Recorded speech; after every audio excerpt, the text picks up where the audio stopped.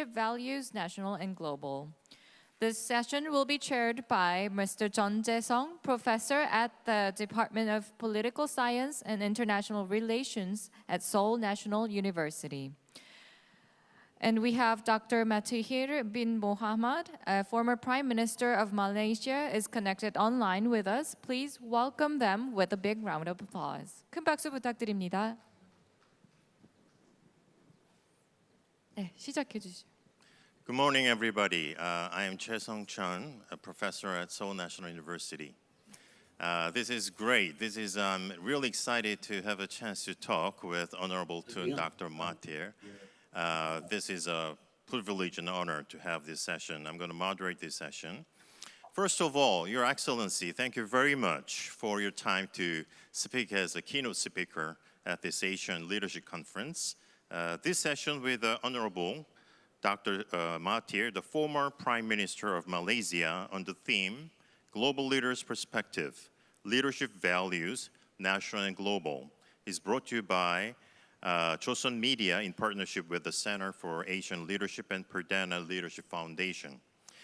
Your Excellency, we've been long waiting to hear from you since your last engagement, 2005. You were then also the main speaker of this conference. In this regard, we are truly thankful for your comeback. Your extensive leadership experiences, both in the government, social, and political, surely do provide us many valuable insights and lessons we can learn from. Just adding a note, your inaugural participation back in 2005 laid a cornerstone for today's success of this conference, and we are forever indebted to you. It was all through the inspiration you shared at the time that the conference committed US $100,000 worth of medical and humanitarian goods to the communities impacted by then the Banda Aceh earthquake. You're truly grateful for this opportunity. Honorable Tun Dr. Mahathir doesn't actually need an introduction. He is well-known, globally well-respected politician, but let me try a short introduction before we invite Honorable Tun Dr. Mahathir. He was Prime Minister of Malaysia from 1981 to 2003 and from 2018 to last year. During this period, he opened up the country to foreign investments, reformed taxation, reduced trade barriers, oversaw the privatization of numerous state-owned enterprises, and created a world-class physical infrastructure. Malaysia developed into one of the most prosperous and dynamic economies in Southeast Asia, with a burgeoning industrial sector, an expanding middle class, and enhanced quality of life. Tun Dr. Mahathir retired in 2003, having served for 22 years. In 2015, Tun Dr. Mahathir came out of retirement and spearheaded a campaign to topple the government, then led by Datuk Seri Najib Razak for his complicity in the 1MDB scandal. The U.S. Department of Justice has described Najib Razak as committing the biggest kleptocracy in the history of its investigation. On 9th May 2018, the result of the 14th Malaysian general election declared Pakatan Harapan, the coalition led by Tun Dr. Mahathir, as the winner. Tun Dr. Mahathir was sworn in as the 7th Prime Minister of the following day. On February 24th last year, Tun Dr. Mahathir resigned as Prime Minister. He is married to a doctor, Tun Siti Hasma Mod Ali, and they have 7 children and 17 grandchildren. Now let me invite Honorable Tun Dr. Mahathir for his opening speech. Please. Thank you, Mr. Chun Jae-sung, professor at the Department of Political Science and International Relations at the Seoul National University, distinguished guests, ladies and gentlemen. I'm indeed honored to be invited to share some thoughts with all of you, and hopefully some of the ideas that are raised at this conference will contribute positively to efforts in restoring and rebuilding mankind and nations grappling with uncertainties from devastations caused by the COVID-19 pandemic. Before I proceed any further, let me thank the organizers of the Asian Leadership Conference for inviting me again. At the inaugural conference in 2005, I spoke at length on leadership, particularly Malaysia's leadership, and elaborated on how we managed to build our nation, progress from an agrarian to an industrialized entity. No doubt, much water has flowed under the bridge. However, the impact of COVID-19 pandemic, which spread no nation throughout the world, demands a leadership that is, among others, visionary, decisive, intelligent, experienced, creative, courageous, empathic, and selfless. Of course, the criteria do not end there, but suffice to say, if a leader has most of it, if not all of these qualities, he or she would be able to help ease the burden suffered by their citizenry and resolve most of the recurring problems besieging their nations during these truly difficult times.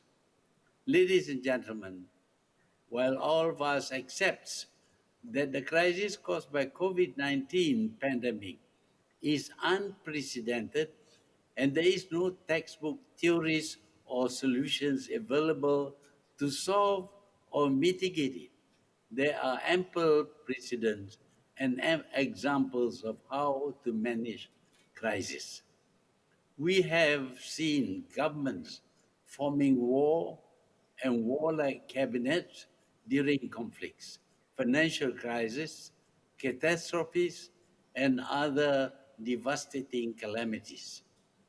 For one, the formation of these bodies or committees is to emphasize the priority of the government or leader of the day. It sends a very clear message to the populace that the crisis is the single most important issue and everyone must treat it with utmost importance.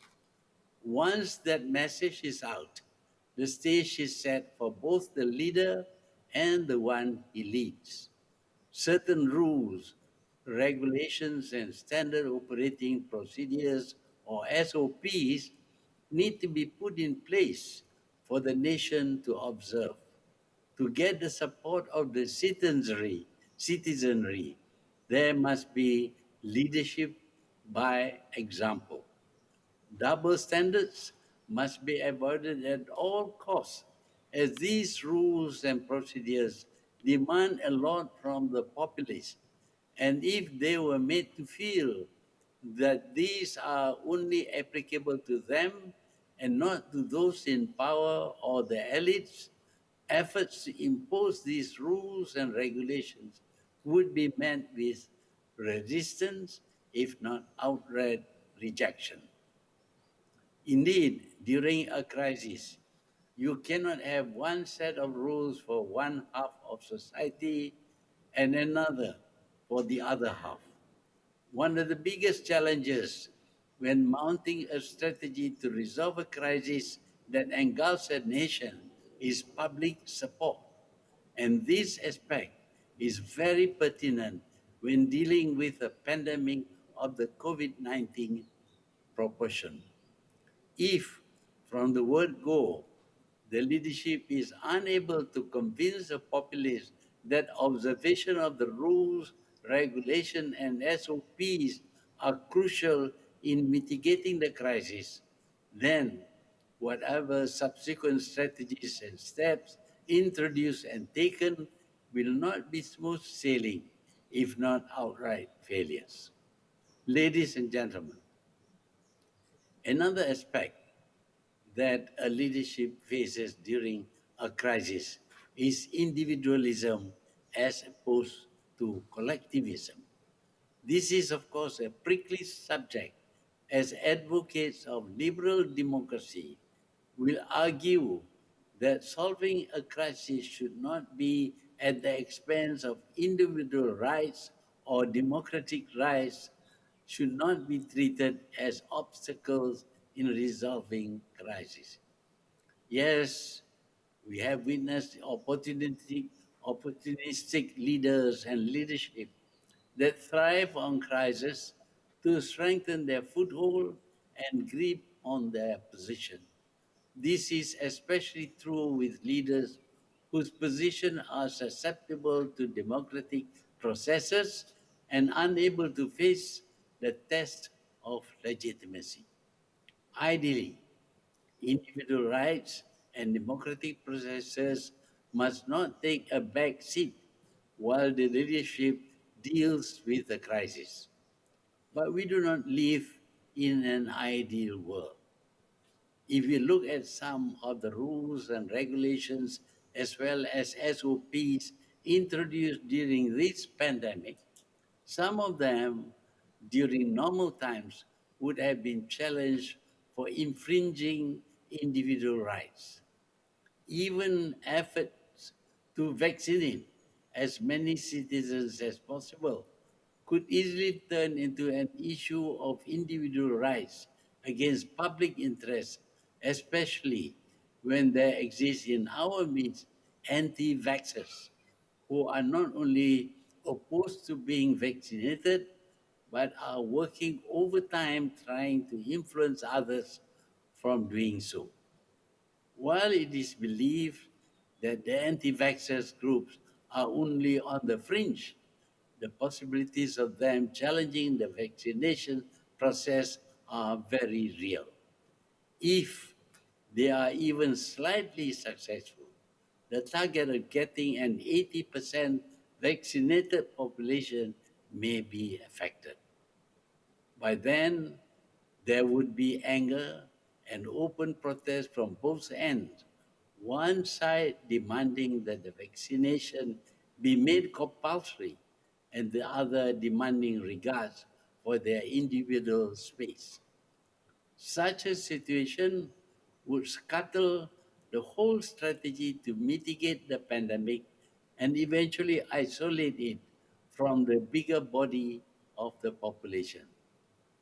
To my mind, these potential crises within a crisis will not blow up if the leaders are able to provide leadership and qualities that would gain the confidence and trust of the public. The qualities, as I have pointed earlier, will actually determine the success or failure of a nation in dealing with the crisis. It will, of course, eventually cut both ways as the population sees the values projected by the leaders, and they in turn would be more than keen to listen and heed the advice and requests. Ladies and gentlemen, while what I have outlined concerns individual nations, similar expectations are placed on global leadership, though the criteria are much more. It has been said that there are opportunities during crisis, and this crisis caused by the pandemic offers numerous opportunities. But the opportunities are not merely economic, but rather an opportunity to reset long-standing practices, taboos, biases, and prejudices. Surely it is time for nations, especially the rich, powerful, and capable, to step up and show empathy as well as be resolute in assisting lesser and stricken nations whose loyalty used to be demanded and expected of when these powerful nations were positioning themselves in the balance of power.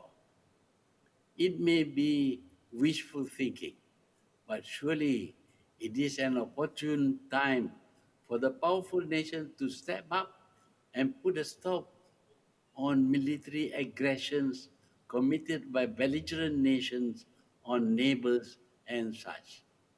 These nations should be reminded that the virus doesn't distinguish between the aggressors and the victims. More than anything, at a time when most nations are at a loss in dealing with their own devastations, the rich and powerful should step up and extend whatever assistance necessary in restoration and recovery. It is an opportunity to extend goodwill and rebuild trust.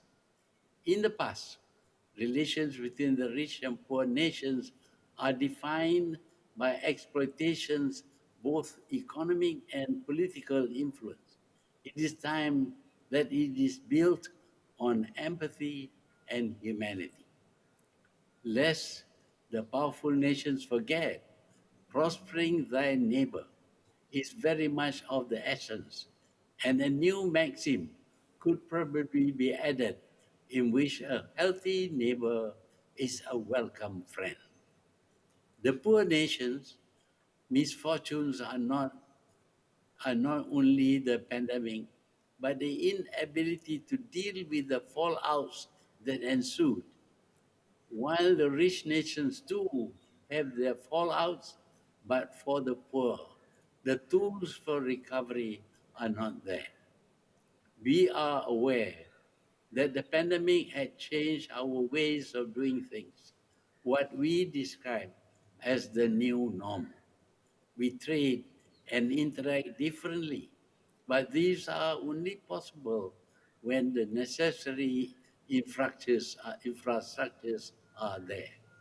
Unfortunately, in the poor nations, these infrastructures are not really available, and if they do, they are generally centered in the urban areas and the cities. That in itself ensures that the gap between rich and poor widens at the domestic level, which inevitably will be replicated on the international stage as well. Of course, it can be argued that such a situation had existed before the pandemic hits us.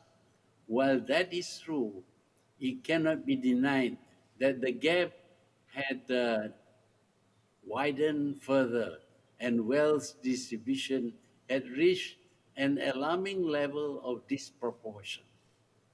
The acutely disproportionate distribution of wealth threatens poor nations with public backlash and such. Left unattended, these nations would become failed states or continue to be one. Therefore, it is not a time of one-upmanship, the show of military prowess, or any other doctrinal superiority. It is a time when global leadership is defined and determined based on the abilities to help lift up other unfortunate nations out of the doldrums, poverty, and misfortunes and get them back on their feet. And such a relationship will go a long way, a very long way with COVID 19 still around or otherwise. Ladies and gentlemen, there is still a long way to go before we can assume that we are out of the woods. But that does not mean that things should come to a monumental stop when we attempt to overcome the pandemic. As it is, most of the developed nations which had managed to vaccinate their population significantly have embarked on a return to some semblance of normalcy that existed pre-COVID 19. Less developed nations, and we in Asia too, wish to be able to embark on our road to recovery. And I'm sure citizens from the developed nations hope to be able to return here, whether for business or for tourism. While businesses can be done online through nothing, though nothing beats the time-tested personal interaction. Tourism obviously cannot be confined online. But if Asia and the less developed nations open up too fast before achieving the same level of immunity as that of the developed nations, it will lead to another possible outbreak of new variants and such. In other words, the world will only heal when both rich and poor nations get back on their feet. If half the world remains sick, there is no guarantee that it would not drag the other half into another prolonged devastation. All these are, however, dependent on the leadership of each and every nation. If they have integrity, honesty, sincerity, and are truly concerned about the fate of their people, half the battle is won. I thank you. Thank you very much. Dr. Mahathir talked about not just the leadership at the national level, but also the quality of leadership that we need at the global level. If there is a broadening gap between rich countries and poor countries, then the global health at the global level will be threatened. So I'm reminded of the lesson that nobody is safe until everybody is safe. So he gave us a very enlightening and comprehensive idea of how leaders in every nation should do to deal with this crisis. I think you can learn a lot from his insights. So we will have a Q&A session. I think we can get a lot of lessons from your extensive leadership experiences in the past. So we'll go back to the COVID-19 issue later, but let me first ask you about your leadership in the past, especially in the area of economy. Under your leadership as the Prime Minister of Malaysia, the per capita income has more than doubled. And in 1990s, it achieved a extraordinary average economic growth of 9%. Malaysia now has emerged as one of most viable economy in Southeast Asia. So what aspects have you prioritized most in order to achieve these notable accomplishments during your tenure in office? Well, like all countries, we want to do well, but we do not know how to do well. So when I took over, the things I did were the things that had been proposed before, excepting there were a lot of obstacles in the way. For example, there wasn't enough money. Because of that, we cannot build the 800 kilometers highway. Faced with that problem, we decided that the best way is to privatize, that the people who use the highway must pay for it. Those who are not using the highway should not be charged for the building of the highway. If we had increased the price of petrol, for example, then even those who are not using the highway will be taxed. That would not be fair. Once the concept of privatization and users pay is accepted, most of the infrastructure projects we have were able to take off and to provide the kind of base for the country to develop and attract investments into the country. Thank you. Because both countries have experienced rapid economic growth, I think your experience gives a lot of insights to South Korea as well. And now Malaysia is one of the top 10 trading partners of South Korea, as you well know. As of 2019, the bilateral trade between two countries amounted to $18.1 billion. Would you be able to share your insights on how these two nations can bolster its relationship further? The bilateral relations between South Korea and Malaysia. In others, what areas do you think the two can add value to create even more robust tie? Yeah. One of the most important things about relations between countries is the personal aspect of it. That is, the leaders must know each other, that the people must know each other. And if we travel to each other's country, we will be able to understand the differences in culture and way of doing things. Once we do that, I think we can learn from each other.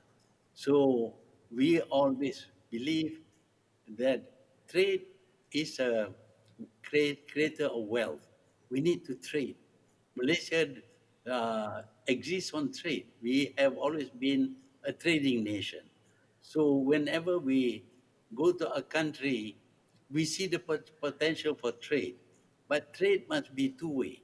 We cannot just say, well, this country needs the raw material that we produce, and that's all. It's not enough. We also need to find what we can buy from that country. So here, the relationship between Malaysia and Korea is very good because we know each other much better now. We have Korean restaurants in Malaysia, but not many Malaysian restaurants in Korea. But people understand each other better. We have students studying in Korea.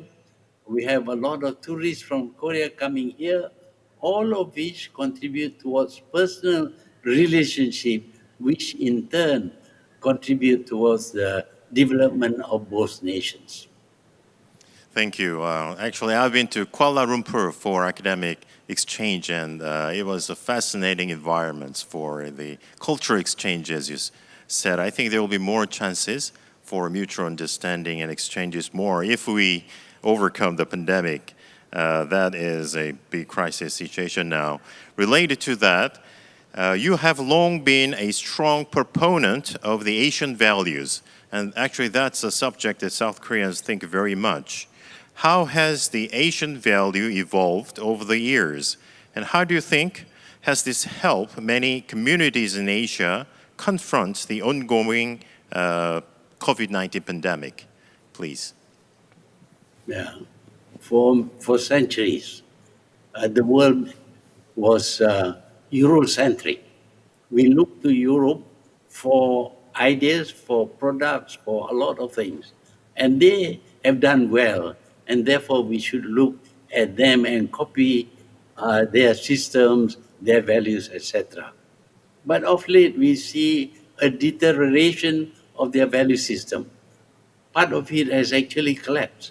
We find that they are so very much wanting to be free that it denies the freedom of other people because they want to be free. You know, this incident where the Americans attacked Capitol Hill, it never happened before. But that is a reflection of the collapse of values. We find that in the West now, marriage is not respected. Most children are born out of marriage. Then there is no concept of family. Even family system is not accepted. This goes at the basis of our relation in a community. When we cannot even identify our real father, our natural father, and we do things which we have never done before, like, well, there is no need to marry. If you like someone, you live with that someone. If you don't like, you shift to another. So there is a total collapse of values in the West. Now, while in the past, we look to Europe for their value system, and in the past they were very good, but now it has deteriorated to the point where we find that Asian values are much more tolerable and can contribute towards a better society. That is why nowadays we see Asians developing fast and even overtaking the West. For example, we look at work as something honorable, not just to make money, but we want to produce the best possible because we take pride in our work. But in the West, it's no longer like that. It's all about rights, the right to work less and be paid more, etc. So those are the current values of the West, and we cannot follow them. We must retain our Eastern values, our Asian values, because from what we observe now, it is as Asian values which which sustains and develops Asia. Asia. Thank you. Thank you. As you said, the COVID-19 pandemic showed that there are some defects and problems in the Western democracy model. And as you said, the family becomes very important, and on that value probably will have another chance to overcome this COVID-19 pandemic. And I think you gave us a very good point in enhancing for the future the real values of the Asian civilization. Also related to the pandemic crisis, you mentioned in your keynote speech about the situation of Malaysia and the global situation of the crisis. So having mentioned about COVID-19 pandemic, can you share views on what we have learned through this crisis and how can possibly overcome this soon from your experiences? Yeah, in fiction, we always talk about the world being attacked by creatures from other planets. And we have to be one world. We have to work together with the whole world. We cannot say, well, that creature is attacking only England, so let them attack only England. Actually, it is attacking the whole of the universe. But in this pandemic, for the first time, we are meeting with a common enemy. It is coming from within the planet, but it is our common enemy. It attacks everything, everybody, every country, rich or poor. And therefore, we need to have a central defense force to combat this, because we are fighting a common enemy. But unfortunately, we are not behaving like that. Rich countries have taken, because they are rich, they have more money to buy more vaccine for themselves. Sometimes they think that, well, poor countries get the disease as long as our country is free. But there is no borders between us anymore. You let any country go down, you will go down. So what we need now is a much more centralized authority to ensure that common stand against this common enemy. And there are many things that we can do. For example, poor countries may not have any to spend on supporting their population. People who have lost their jobs don't even have food to eat, they're starving. The world must be concerned about that and will to help out. The rich must help the poor at this moment. This is a war by a common enemy. And the only way we can defeat a common enemy is to become united as one force and design a defense that takes in the problem of every one of us. So we must remember this is a common enemy, and we need a common force to fight a common enemy. Thank you. I think your remarks are really impressive because you make us to see the pandemic from a global perspective. As you said, the COVID-19 is a common enemy for the global community. And I think by experiencing this worldwide crisis, probably there will be a better chance to establish a good quality leadership to confront and to overcome, as you said, this collective problems and crisis.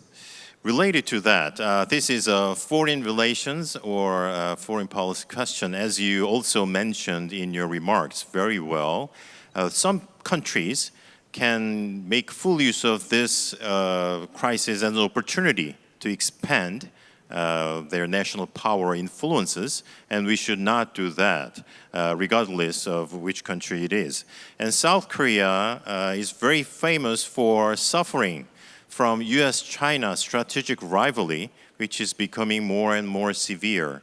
And we want a more favorable and cooperative relations between the United States and China. I think Malaysia is in the middle of that great power strategic competition as well, because we now emphasize the Indo-Pacific area, the importance of Southeast Asia, and for South Korea also the importance of sea lane communication from Middle East to South Korea. So we are in trouble, South Korea. So I think we can learn from your experience as a proponent of a Malaysian foreign policy. Can you give us an advice how Asian countries can prosper and thrive in the midst of this great power rivalry?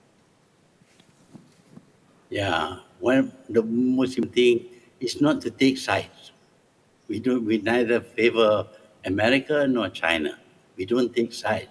But we will try to persuade them that the best solution is not through confrontation. Sending warships into the South China Sea is going to do what? Are you going to fight against China? Are you going to have a war against China? A war would be disastrous for the whole world. The warships cannot even fire a single shell at anybody, because you do that, you provoke war.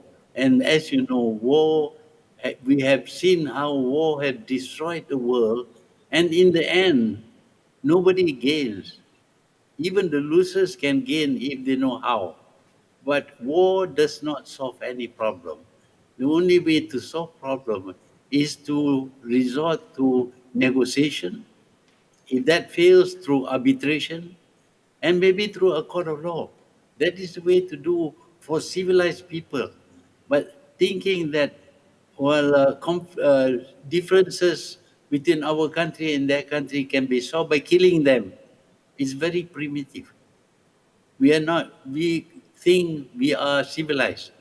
Basically, we are very primitive, because how do we solve this problem? Kill them. Just imagine if any society says that, well, if you have a problem with your neighbor, you just go and shoot them. What would happen in society? But the world is one society of nations. And if you have nations resorting to violence, to killing people in order to solve problems, this world will never be able to be stable, and all the people, including the winners, they are going to suffer. So we need to change our values. If we say that killing a man is a crime, killing a million men must also be a crime.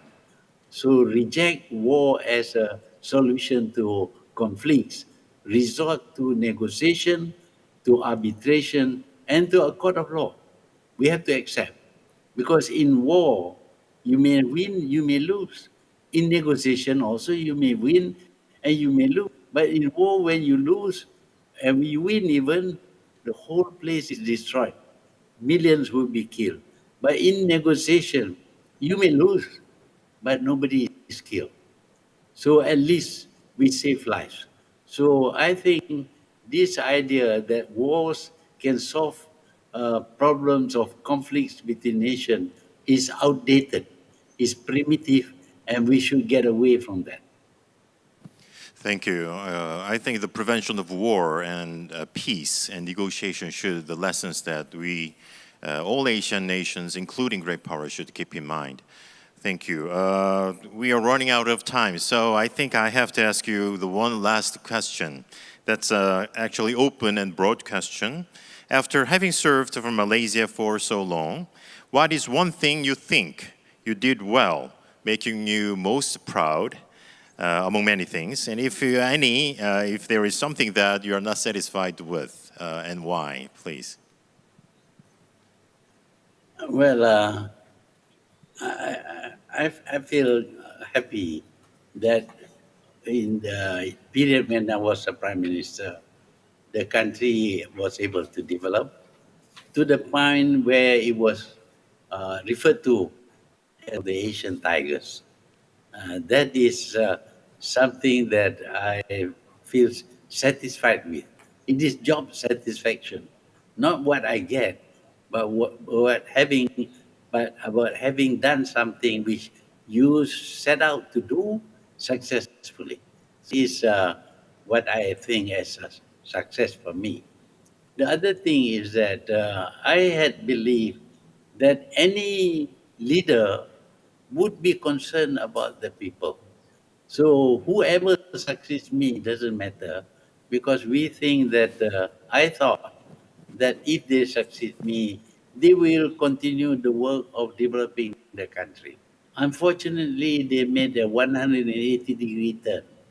They decided that, well, leadership gives them opportunities to do things which are not right. So they abuse their power, and now this country is called a kleptocracy, a country ruled by thieves.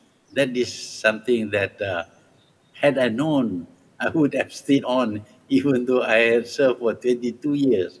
But of course, we know nothing about the future.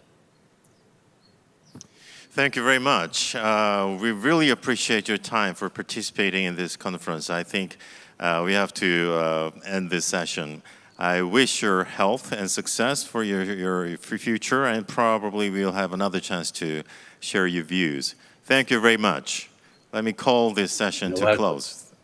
Thank you. Thank you, You're Mr. Chon Jae-sung and Dr. Thank you. Mohamad. And now this marks the end of the session, and now we will take a short lunch break. And please note that the conference will resume at 1 p.m. We kindly ask you to come back to this hall prior to the session's beginning. And thank you and enjoy your lunch. 네, 감사합니다, 교수님.